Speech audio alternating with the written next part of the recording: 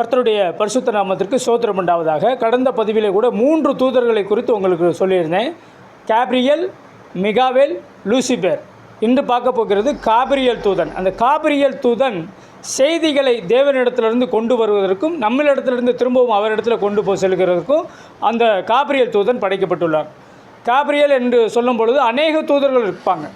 அதில் ஒவ்வொருத்தருக்கும் ஒவ்வொரு ஜெபத்திற்கும் ஒவ்வொருத்தர் வந்து வாங்கி கொண்டு தேவ சமூகத்திற்கு வாங்கி கொண்டு செல்கிறாங்க.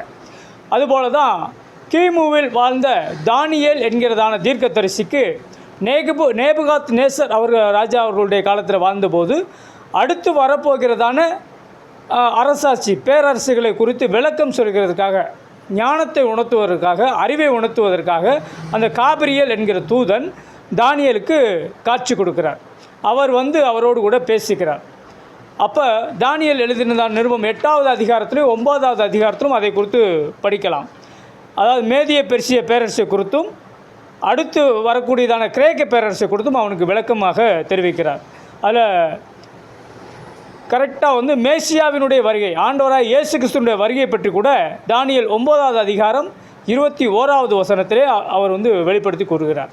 அது மாத்திரமல்ல, புதிய ஏற்பாட்டிலே லூக்கா 1வது அதிகாரம் 19வது வசனத்தில் யோவான் ஸ்நானகன் தீர்க்கதரிசி யோவான் ஸ்நானகனுடைய பிறப்பை கொடுத்து அவருடைய தகப்பனார், ஆசாரிய ஊழியம் செய்கிறதான தகப்பனார் சகரியா என்பவரிடம் அவர் விளக்கு வெளிச்சத்தில் நின்று அவர் தரிசனமாகிறாரு. யார் என்று பார்க்கும்பொழுது அவர், நான் தேவ சமூகத்தில் ஆண்டவர் பக்கத்தில் நிற்கிறதான காப்ரியேல் எனும் தூதன் அப்படின்னு சொல்லி அவர் தன்னை தேவசன்னியில் நிற்கிற காப்ரியேல் என்பவன் நற்செய்தியை அறிவிக்க உனக்கு வந்துள்ளேன் என்று சொல்லுகிறார். அப்போ சகரியாவுக்கு அந்த யோவான் ஸ்நானகனுடைய பிறப்பை குறித்து அவருக்கு சொல்ல வருகிறார். அதே காப்ரியேல் தூதன் மரியார் அவர்களுடையும் நாசரேத்து என்கிற ஊருக்கு அனுப்பப்பட்டு அவளிடத்திலும் நற்செய்தியை கூறுவதற்காக லூக்கா எழுதின நிருபம் 1வது அதிகாரம் 26வது வசனத்திலையும் அதே காப்ரியேல் தூதன் அனுப்பப்படுகிறார்.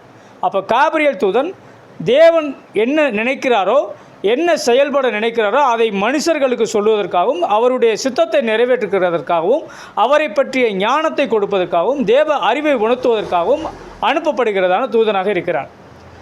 மனிதர்கள் எப்போதெல்லாம் ஜெபிக்கிறாங்களோ, எப்போதெல்லாம் தேவனை நோக்கி ஜெபிக்கிறாங்களோ அந்த விண்ணப்பங்களை தேவனிடத்தில் எடுத்து செல்லுகிற ஒரு நபர்களாகவும் இருக்கிறார்கள். இதுதான் காப்ரியேல் தூதனுடைய வேலை. அடுத்த பதிவிலே அடுத்த தூதனை பற்றி பார்க்கலாம்.